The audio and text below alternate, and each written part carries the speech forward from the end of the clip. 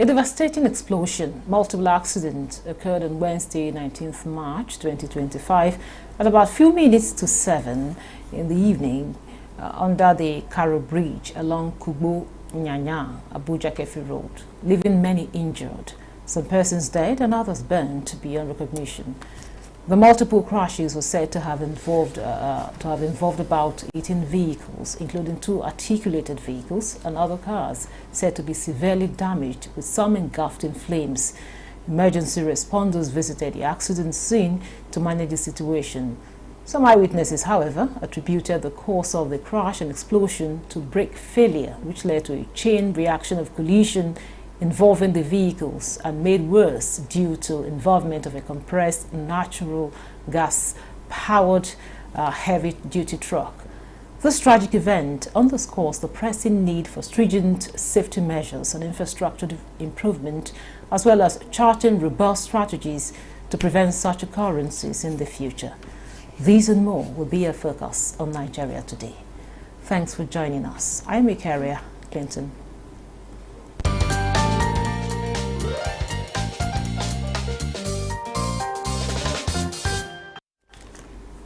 Now with me in the studio for this conversation is Segun Ogungbemide. He's a Core Public Education Officer, Federal Road Safety Corps, FRSC. It's a pleasure to have you in Nigeria today. Thank you for having me. It's a pleasure to be here with you.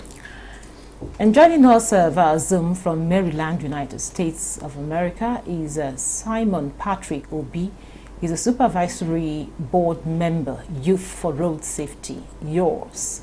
It's good to have you join us for the conversation. Much for having me.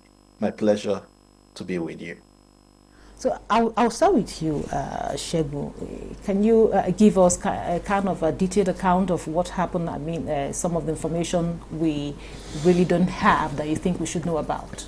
Yes, thank you very much. Let me just once again commiserate with this country, Mr. President, and the entire nation on behalf of the Corps Marshal, the Federal Safety Corps, Shehu Mohammed, for the pathetic incident that happened yesterday, which we never wished for, but had to experience again.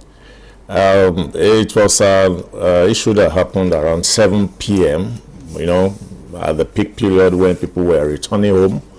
A truck loaded with cement was trying to descend the Kubo towards Karo Bridge, and along the line, according to our preliminary investigation, there was a failed brake and eventually ran into other vehicles, which eventually led to inferno that we all witnessed. Some lives were lost. As at the last count last night, we lost 6 lives, and about 25 people were injured. Like you rightly said, 18 vehicles were actually involved in the crash. But the information we got this morning as a follow-up to those that were taken to the hospital, additional 2 persons died, and that has been the trend. We have been able to clear the road of all the obstruction, and that route is now open for free movement of vehicles. Okay, now Patrick, before I come back to Segun, I want you to give us your view about this incident. What's your thought? Well, thank you so very much. I mean, first thing is that incidents like this are preventable and avoidable. That's one thing we all need to know. Preventable in the sense that globally there are approaches that has been put in place to prevent such occurrence if the right thing is done. I would also commend the work of the Federal Road Safety. They are doing their best, but efforts need to be intensified to ensure that issues like this do not reoccur. And it has to be a collective responsibility, just like we often say in the field of road safety. Road safety is not the responsibility of the Federal Road Safety Corps, but it is a collective responsibility of every stakeholder and every well-meaning individual in Nigeria. And I would say that we've had cases where in Nigeria, especially in that axis, where pronouncements were made in terms of restriction of this articulated vehicle plying that road during the day due to the traffic situation. But over time, we've seen cases where those issues or enforcement was not done, or it's been done, and people are violating such pronouncements. So there is issues of enforcement, but there are also issues of transport management, and that's why it's not the duty of the Federal Road Safety alone, but it is a collective responsibility. There are issues that needs to be put in place to ensure that cases like this are preventable and avoidable. Thank you. Now back to you, Segun. We know there are laws, guiding Yes. the movement of articulated vehicles, especially within this period. You said it happened within the hours of, to 7 o'clock. Yes. So why do you think that drivers of these vehicles keep, defaulting? Well, I cannot really say right now that I'm aware of any law, a national law, guiding movement of trucks. Because, but what I got to know is that FCT actually put a policy in place where some categories of vehicles, mostly articulated vehicles, are not allowed to move within a period of time. Yes. Like between 4 and 10, these articulated vehicles were not allowed to move, and I think between 4 and 10, then between 6 and 12 in the morning, they were not also allowed to move. That's the information I got. But the sector commander, FCT, was able to also confirm that there was a task force put in place to enforce this. Because it's one thing to make the law, it's another thing to enforce. And we wouldn't know how effective the task force have been operating of recent. Because this incident that happened within this window that these articulated vehicles are not allowed to move. So how did they get to this point? And that is why we said we still have to go back to the drawing board, reactivate this law, and protect the lives of these innocent people. Like I said, it's not a national policy. You will recall that Federal Safety Corps, from the other hand, we tried to discourage movement at night when we started having this series of incessant crashes happening at late hour. Now, to protect other citizens too, who happen to find themselves in a helpless situation when they got involved in crashes involving articulated vehicles.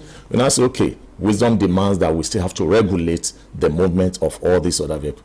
But before we arrive at a decision or a policy, the government must have weigh the advantage and disadvantage.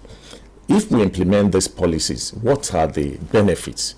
And this other side, what are the disadvantages? So I want to believe we still have to just go back to the drawing board. What is more important is the protection of these road users, so that we reduce the kind of carnages that we experienced yesterday. Thank you very much. Now, back to you, Patrick.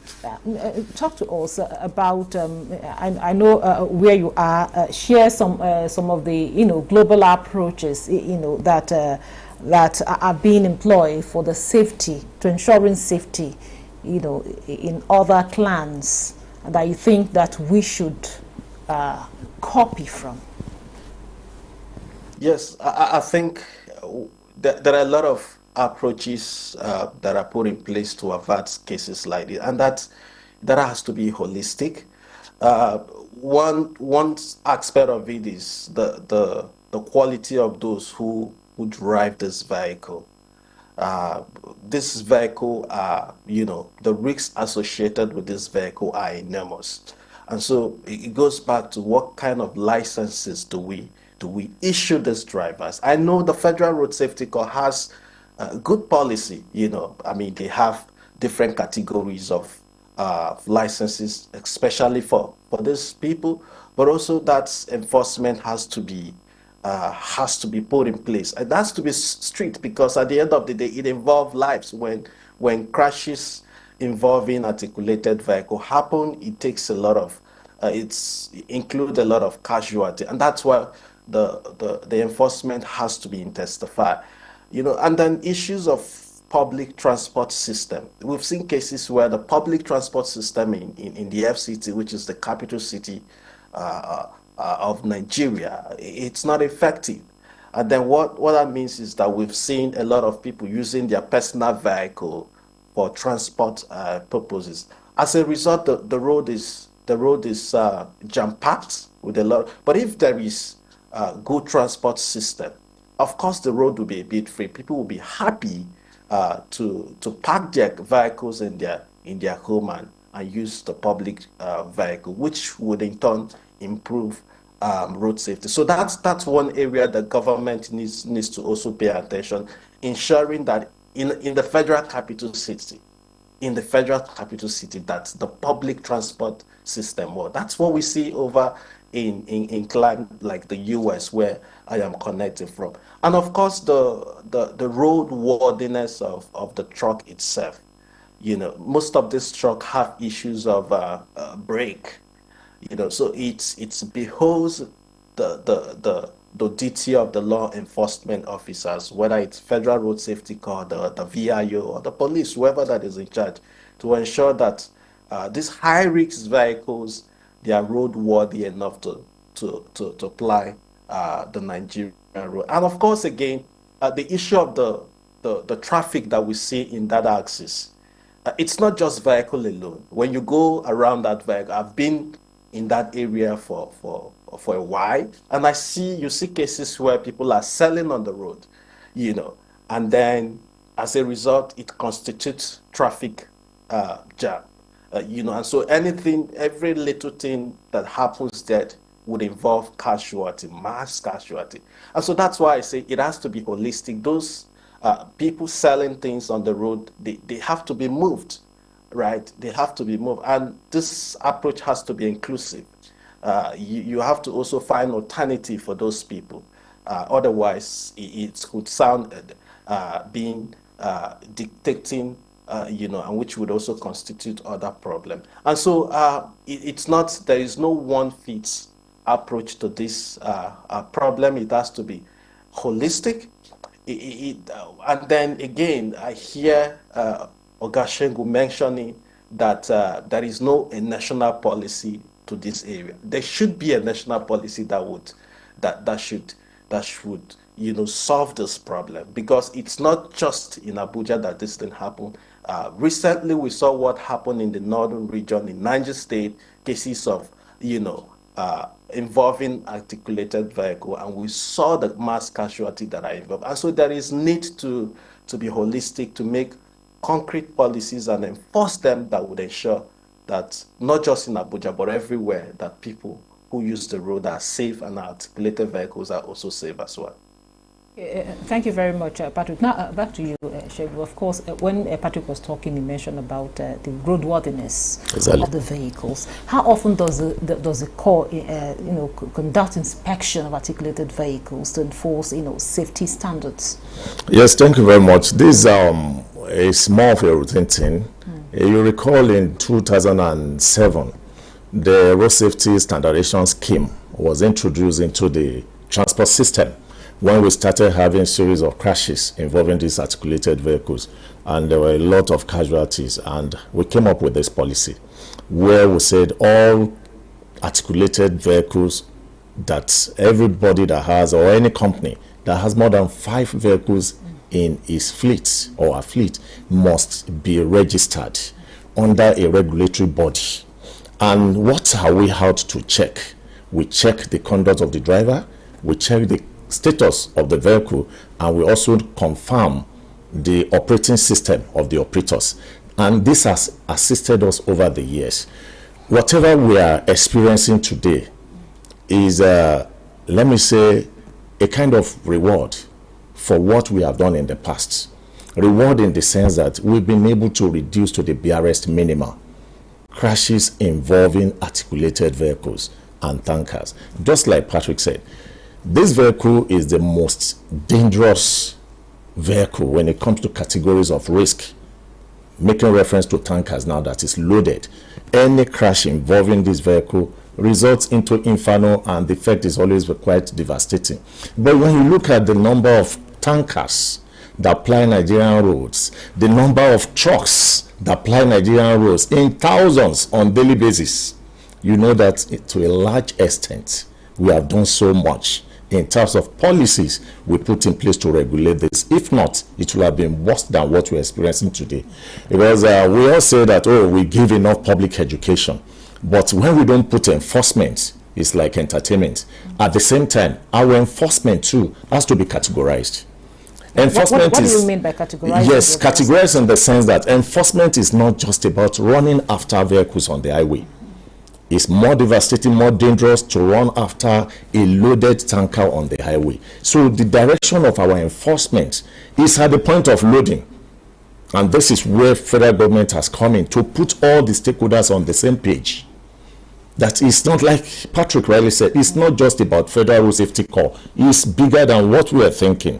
It's all the stakeholders. Recently, the government, put in place a technical working committee on mitigating tankers on transit, where we have all the stakeholders that has to do with the movement of these risky items. And what do?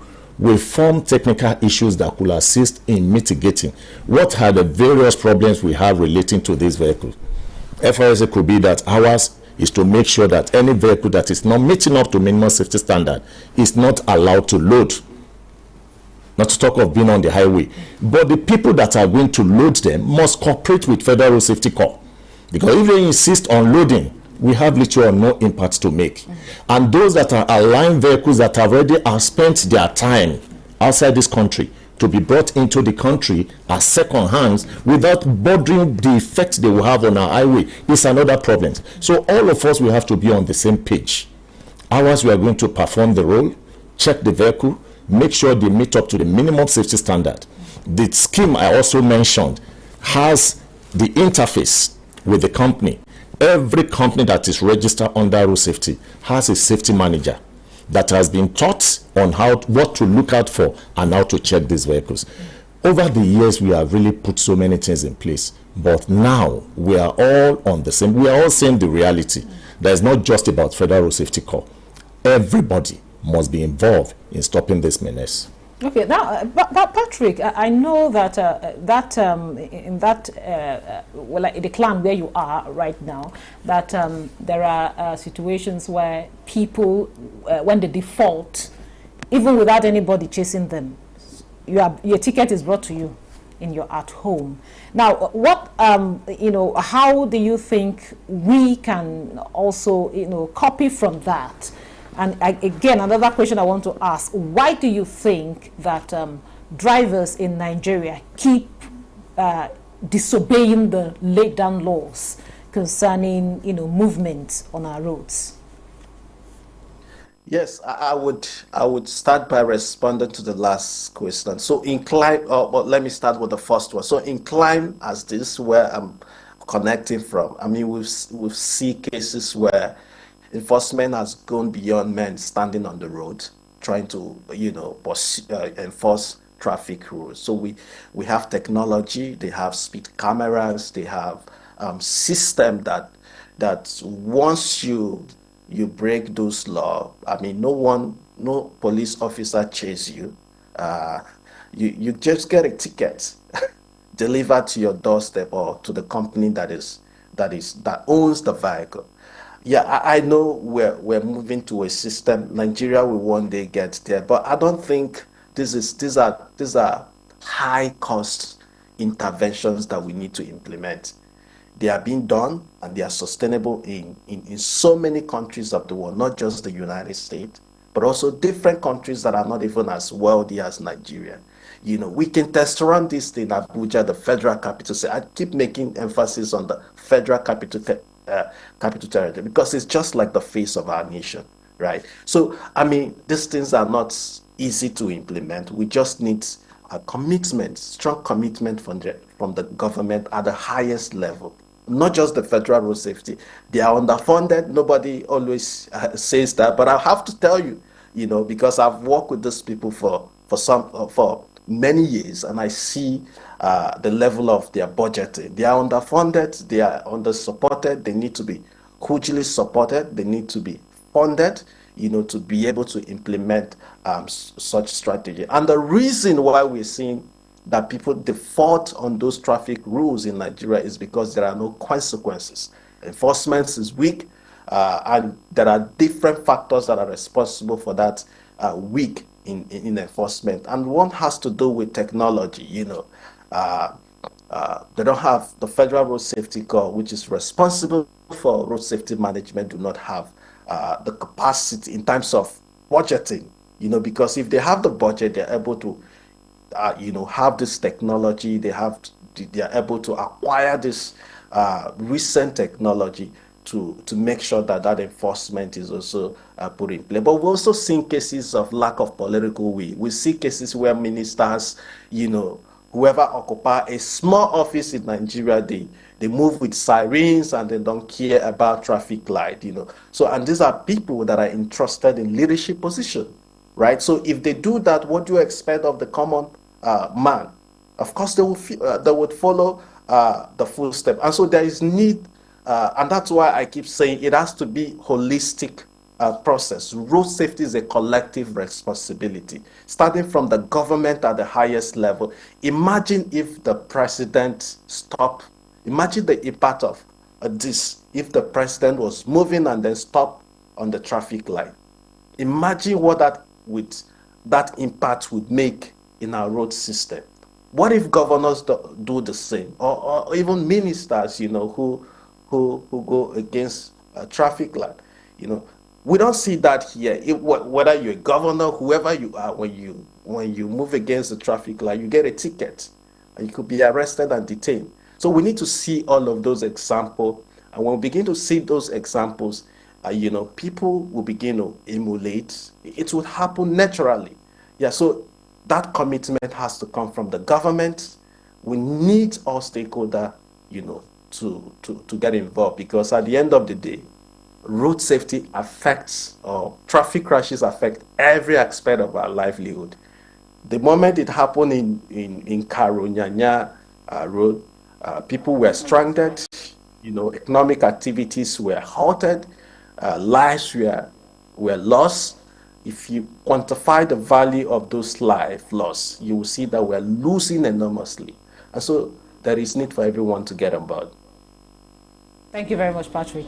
Now, to you, Segun, talk to us. What is the road safety doing in terms of technology to ensure safety on our roads? Well, road safety has been technology-driven establishment for so many years, even compared to other agencies. You recall that we started the introduction of our free tool of 122, where we felt, rather than finding it difficult to reach out to us in case of emergency, you can easily get us through the free tool number 122. And outside that, FRSA happened to be the first establishment to introduce the speed limit device, where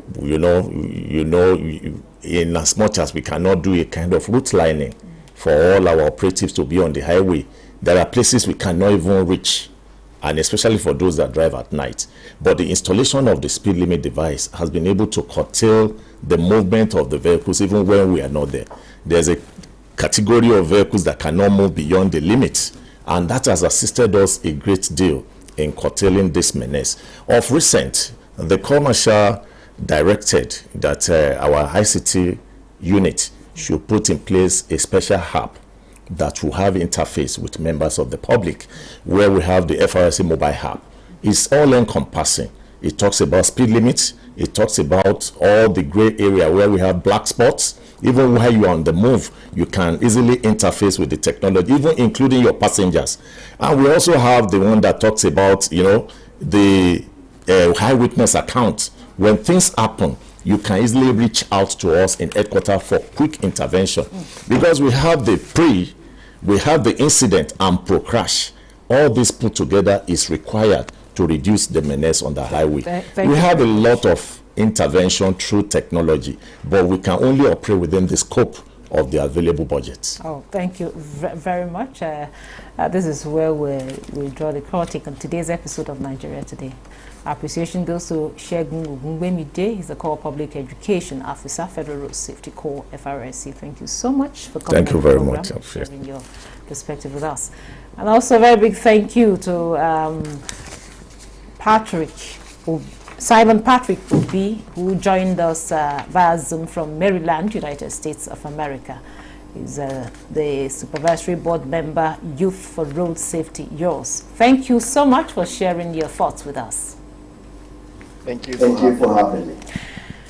And thank you for being part of the program. Don't forget, Nigeria Today airs every weekday at 7:30 p.m. on NTA News 24. You can also check out this episode and others on www.youtube.com/NTA News 24 Hub. Once again, thank you for being there. I'm your carrier, Clinton. Goodbye.